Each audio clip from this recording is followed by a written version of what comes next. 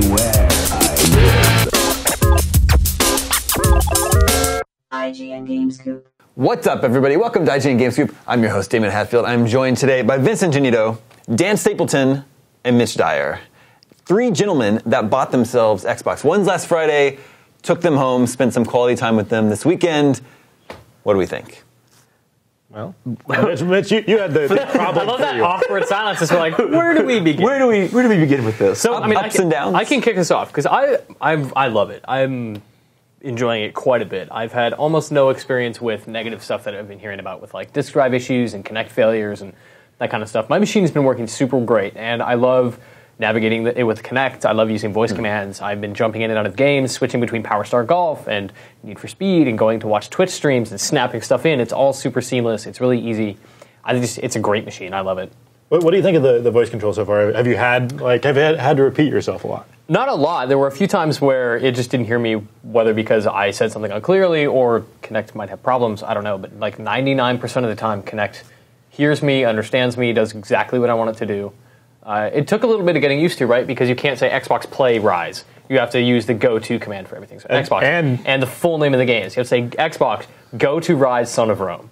Yeah. Do they do that to standardize because, you know, the Xbox One runs games and apps? And you're not going to say play Netflix maybe? Or Right. Yeah, I think it's just like a unified system to say like go to this, go to this, go to this, go to this, rather than play, watch, stream, whatever. But you would think, I'm okay with go to, like that's fine, but you would think that they would be able to have it recognize both a long name and a short name. Right. Like, who wants to say Xbox go to Assassin's Creed 4 Black Flag? Yeah. Or Forza Black Flag. Do you have to do the Black Flag? I think you have to say the full name of every game.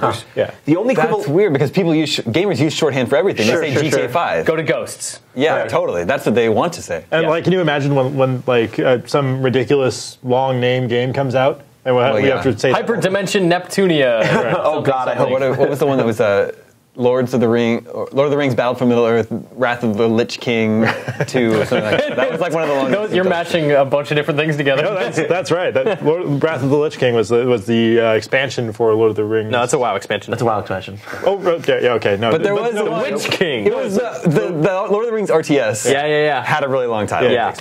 Anyway. And that's going to happen. You know that's going to happen where we have this long name, or like a made-up word is in the name. Like Rise at least works, even though it's like a typo, because Rise is a word that people say. The Crisis version of Rise. Right. The second that they start, I didn't even notice that. The second has to have a Y in it. Yeah. Everything. The second that they have a game name where it's like a made-up word, Kinect is going to freak out.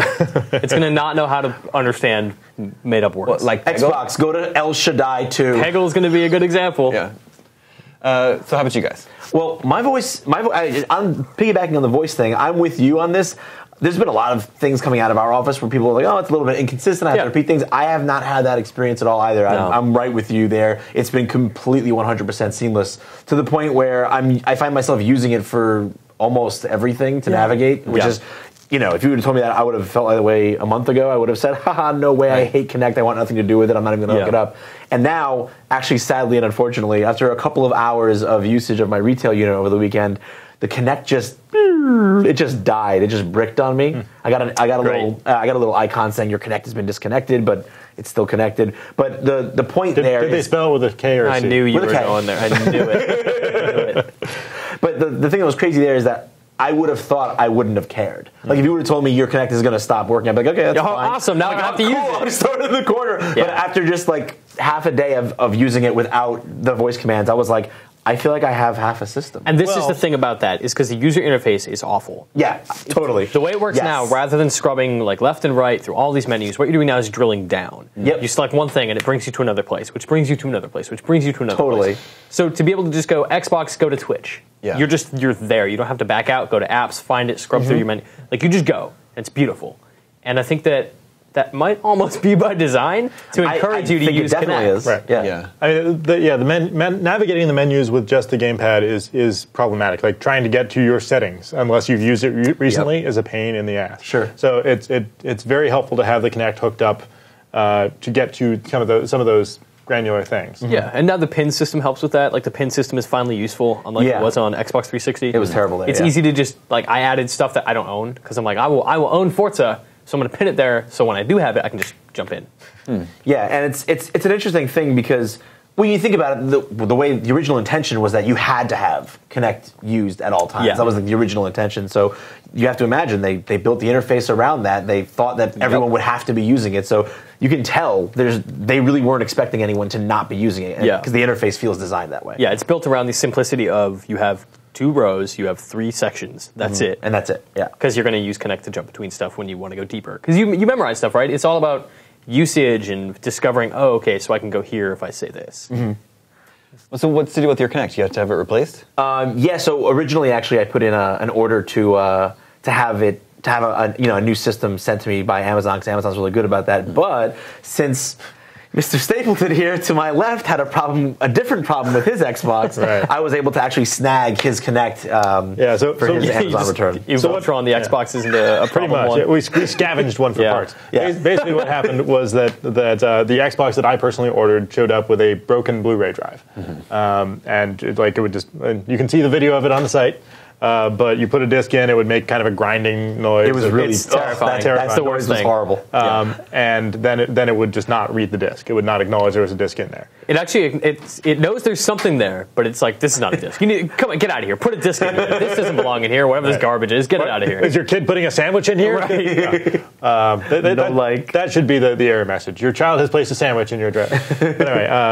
But anyway, it did not work. I mean, the system worked otherwise fine. And if you want an all-digital future, you're good to go on that. Yeah. But yeah, so I just contacted Amazon, said, got an RMA number for it, printed out the label. That was on Friday, and by the time I wanted to ship it back, it was after UPS pickup time.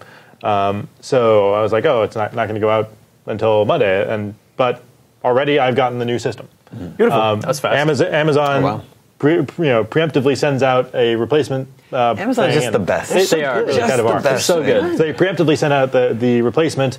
You have a certain window in which to send the other one back. Yeah, Fortunately, Or they come for you. Yeah, fortunately, it was not picked up on Friday because Vince was able to scavenge the come in Kinect. and scavenge it. Yeah, so they're getting 2 busted parts back. But yeah, I would have been much more upset if we did not have an extra Xbox lying around. Sure. But it's very reassuring to me that Amazon was able to replace it so quickly, because I mean that tells me that there aren't just scads of people with broken drives and broken Kinects trying to get them replaced all at once. There was no delay on it, and also Lucy O'Brien, one of our Australian editors, had the same problem with hers. Right. So out of probably 20, 25 Xboxes, we had 3 with problems. Yeah. But I mean, that's kind Pretty of high. high. That seems like a high That does percentage, seem kind of high. It is. Yeah. It is. Anecdotally, that's very high. Yeah. Well, yeah, and it's not a statistically significant sample size, Of course. Sure. but it is kind of terrifying. At the same time, I was able to get a replacement in 2 days. That's not bad, and for any hardware launch, it can happen. Yeah, and as long as you're not out money. Sure. It's hard to be too upset about it as long as you're getting your replacement. Especially when the experience is what it is. For as much as some people have been having technical issues, what I definitely can't say anything against is the experience. We talk about horsepower, we talk about how visuals and all that big fancy schmancy tech stuff, and that's great, that's there. But honestly, what's marked the next generation to me more than anything, and this is both for the Xbox One and for the PS4, is just user experience. Especially with the Kinect in this case, everything just transitions into everything so seamlessly, so fast, especially if you're going digital. Nice, right? It is as fast as they ever. It absolutely was, and I was blown away by that. I was like, when we all saw that video, I was like, nope, not gonna be that fast. It's gonna be, I'm gonna repeat myself 5 times, then it's gonna chug for 20 seconds to try to. Nope, I say it and it goes. Yep. Once it gets it definitely goes. I do have some problems with it not picking up my voice right.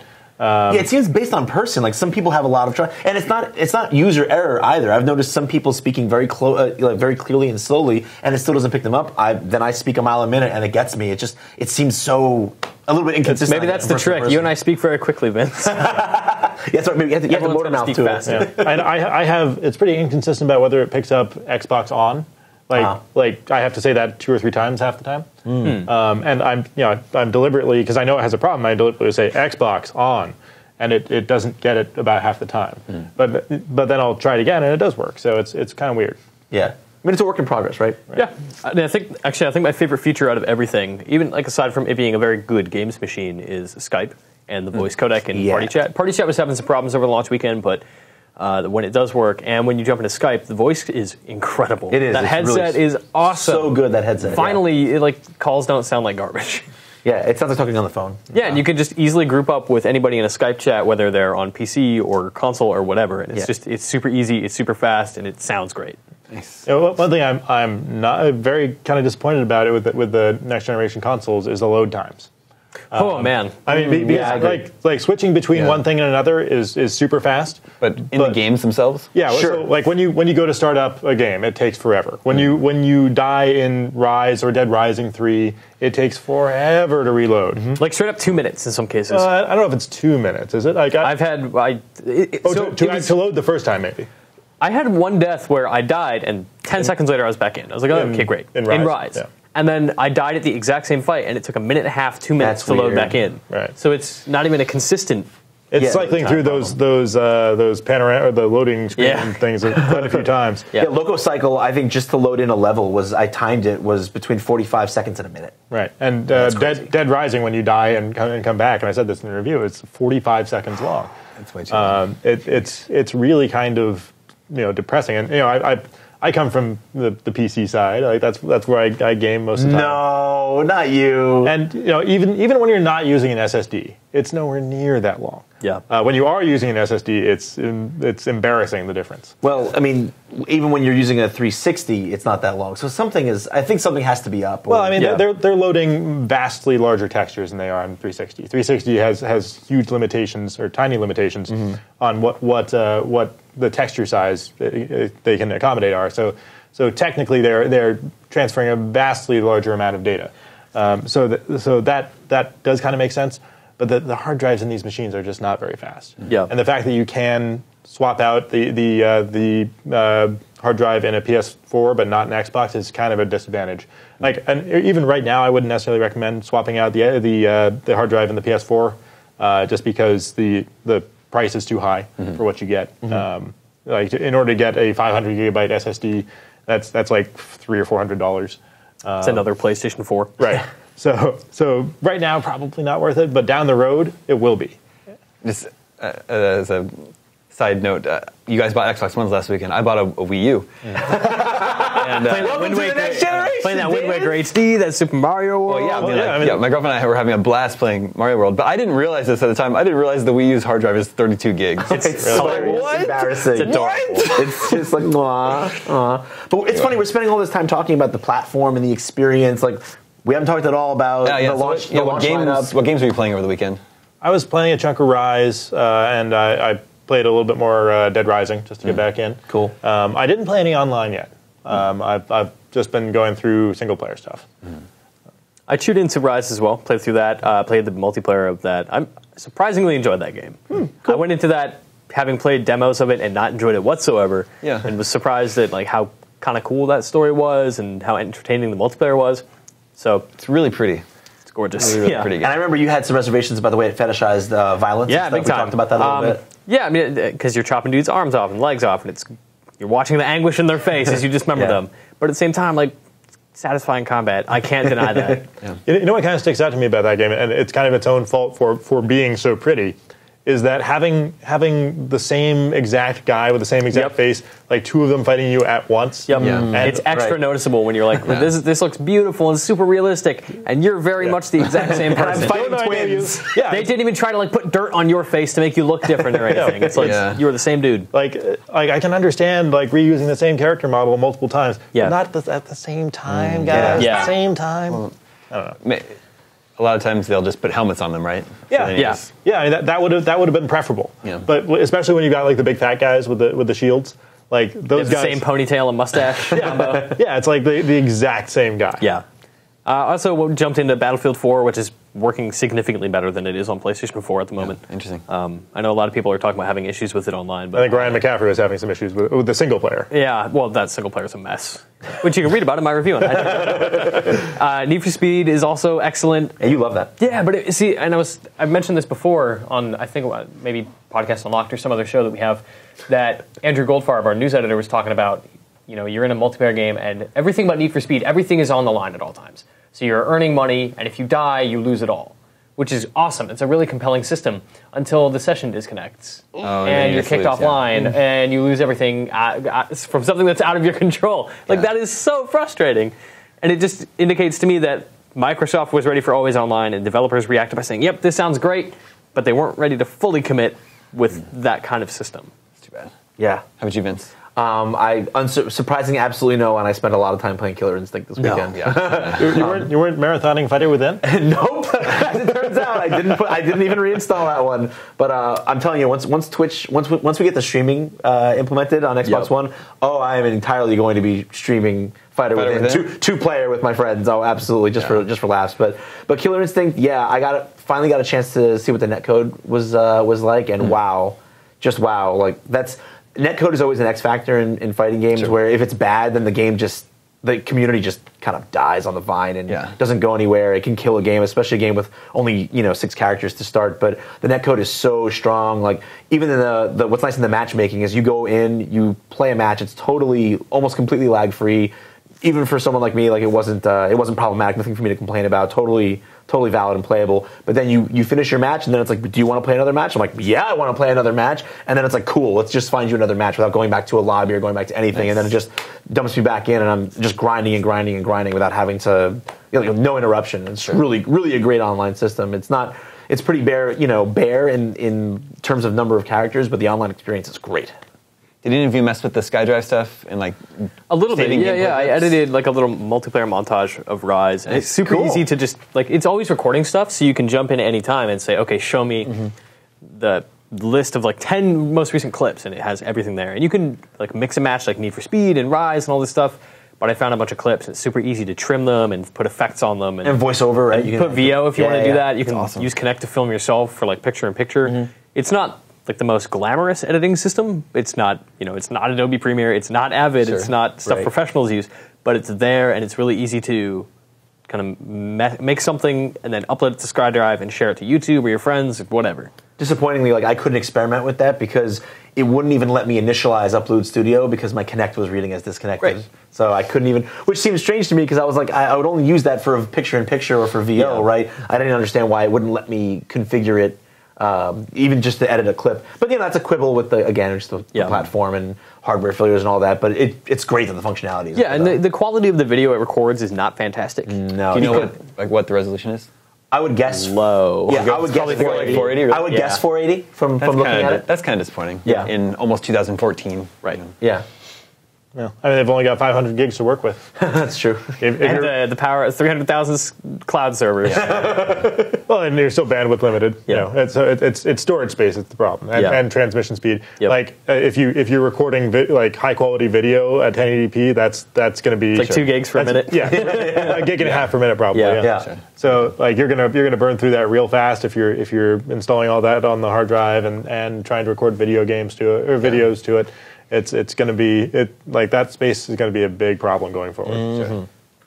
It sounds like overall positive experiences. Yeah. I think for me myself, even though I had a kind of hardware issue, I think the experience is great. And people always rag on these launches in terms of software. People say this is a software light launch. I'm like, what launches do you remember? Compared to what? I remember when I had my Super Nintendo, I had Super Mario World packed in and Pilot Wings, and that was it for forever. Yeah. So I don't know what people think a software light launch is, but there is no super strong reason to run out and buy either. There's no Halo. There's no one. I agree. There's no one killer app, but there's at least 4 or 5 games that are good to great. Yeah. So I think you can get it, and you will have a better experience with Assassin's Creed or Battlefield Billing or Need for Speed. But at the same time, people just aren't starved enough for those experiences to go out and spend this much money. When the software isn't the actual experience of using it is not necessarily going to be great. I've had enough issues with the Kinect that I would say wait. There's no real reason unless you're I've got to play these particular games to run out and buy the system right now. There's no reason to do it. Well, and that's always a part of the early adopters, quandary too. Is that is there a compelling reason that this needs to happen right now? And let's be honest, 9 times out of 10, not just in video games, but in almost anything, there's almost no compelling reason that you need it right now, right? Well, and it's always a want, but not a need. Right, exactly. But yeah, I agree. I would say there are enough issues that you might want to maybe wait before you dip your finger, your toes in the pool, just to see if the issues get ironed out. But I think the strength of the experience overall very strong, and for me, in my opinion, definitely a very big step up from what we were doing. Did before. either of you guys or any of you guys watch TV on it over the weekend? Yes, I did. No, I watched some Amazon stuff just to make sure that was still working. But no How do you TV. like the TV? Like I don't get cable. I just do Amazon and Netflix and Me too. Hulu. I don't even have Hulu Plus, but yeah, there we are. Yeah, I mean, I'm not a big TV watcher either, but I do have a cable package, and I figured out the functionality is there. I want to at least see how it works, and there's some things that still need some commands that need to be added, and like I think you pointed out, like is there why isn't there an input change command? If we can get the Kinect and we can get the Xbox One to control our The TV our can television turn on and off and adjust the volume. Right, why can't we switch? No, you can do that. That's an amazing feature. You can just tell it. So you go into your menu and you set up your TV settings, even if you don't have cable. You can tell it, talk to my TV. This is the brand. Right, to turn it You on can and tell off. it Xbox mute, Xbox volume up, Xbox volume down. But you cannot tell it to switch inputs. No. Yes, Right. that's. Because that's taking you away from the Xbox. They don't want you to. Well, go away it'll from also the take me Xbox. back if I'm away from it. It's like because I am going to go away from it because I've got other devices I want to use. You've got No, Dan, this is the all-in-one machine. Right. You don't need You another don't need machine. anything else. Yeah, silly Dan. I'll let you know when I don't need anything else. Until then, it would be much appreciated if I could say, "Hey, Xbox, switch me to input 2. Yeah. I'll be back, but let me switch." I love the idea that is the whole voice command. I'll be back. I swear to God, I'll come back for you. No, but I really liked it though because I'm like an old geezer, and when I was a little kid, like there was 30, 40 channels at most.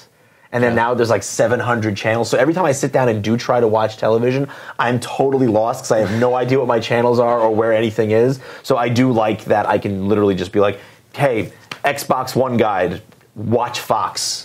And there's Fox. I don't have to remember the number. Go to Buffy the Vampire Slayer. Go to Buffy, It's the only thing that matters. That's all I care about. Salutes to you.